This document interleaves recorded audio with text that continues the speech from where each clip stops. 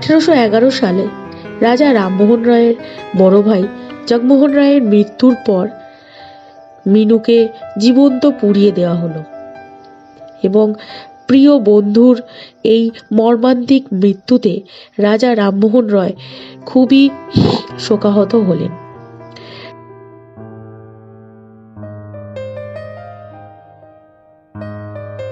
বড় হওয়ার সাথে সাথে তিনি মনে মনে ঠিক করলেন যে এই কুপ্রথা ভারতবর্ষ থেকে চিরকালের জন্য মুছে ফেলা খুবই জরুরি।